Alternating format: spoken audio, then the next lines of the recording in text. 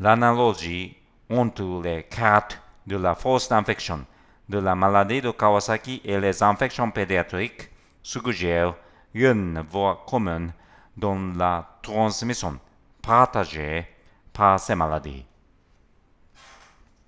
La force d'infection lambda est définie comme la probabilité avec laquelle un individu sensible contracte une infection par un pathogène particulier dans un intervalle de temps d'un an.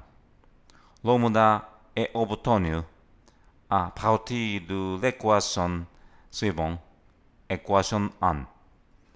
Lambda est égal à n divisé par A, où A indique l'âge moyen des patients. Par exemple, si l'âge moyen des patients atteints d'une maladie infectieuse est de 10 ans, la force d'infection sera 0,1. Cela implique que les 10% des enfants sensibles seront infectés en un an.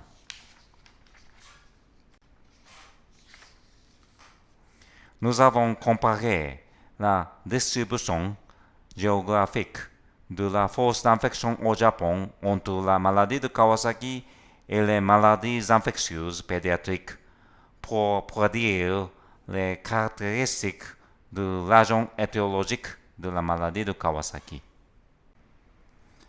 Des nombres stratifiés par âge des cas de la maladie de Kawasaki et des maladies infectieuses pédiatriques ont été collectés dans les 47 préfectures du Japon de 2000 à 2010. L'âge moyen des patients a été calculé à partir de ces données. Ensuite, la force d'infection a été estimée par équation 1.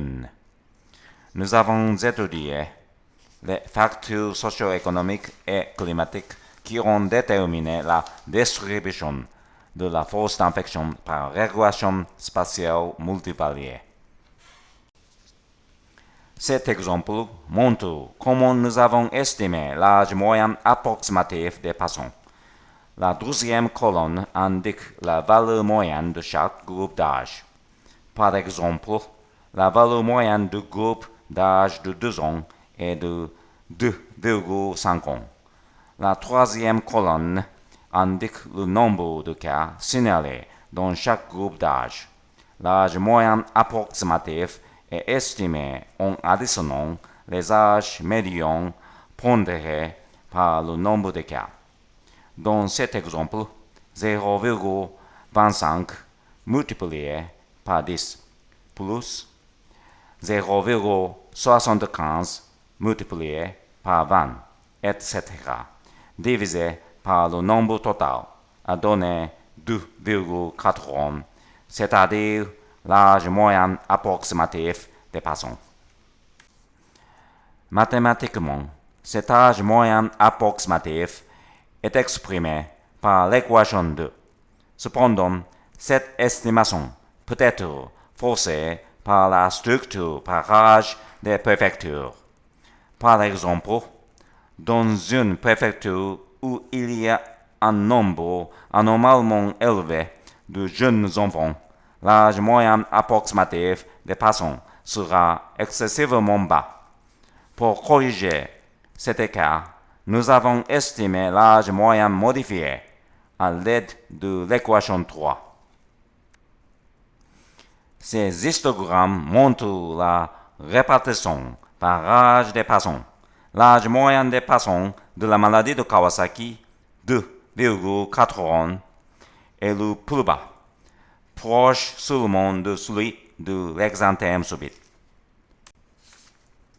Nous avons exploré les facteurs socio-économiques et climatiques qui ont déterminé la force d'infection de chaque maladie.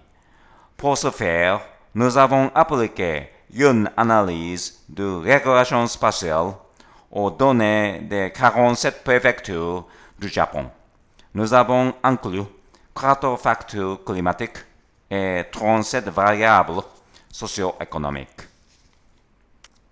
La figure 2 montre la répartition de la force d'infection de la maladie de Kawasaki et de cette maladie infectieuse pédiatrique au Japon. La force d'infection est indiquée comme l'inverse de l'âge moyen des patients. La force d'infection est indiquée par ordre croissant avec des couleurs allant de bleu au rouge. Il est à noter que la distribution de la force d'infection est très similaire entre la maladie de Kawasaki et les infections virales pédiatriques. Par exemple, entre la maladie main-pied-bouche, herpingine et varicelle. Cette distribution de la force d'infection était positivement corrélée avec le taux de fécondité totale ou le nombre prévu d'enfants nés d'une femme. Par conséquent, le taux de fécondité reflète le nombre d'enfants dans une famille. Les personnes avec la maladie de Kawasaki étaient jeunes, ce qui impliquait une force d'infection intense. La maladie de Kawasaki et les infections virales pédiatriques avaient pratiquement la même carte de la force d'infection. Cette carte a été déterminée par la fécondité, qui reflète le nombre d'enfants dans une famille. La transmission entre frères peut être une voie de transmission importante de la maladie de Kawasaki et des infections virales pédiatriques. À Monsieur le professeur Yoshikazu Nakamura et à Madame la docteure Mayumi Yashiro de l'Université médicale de Chichi pour leur aide. Merci.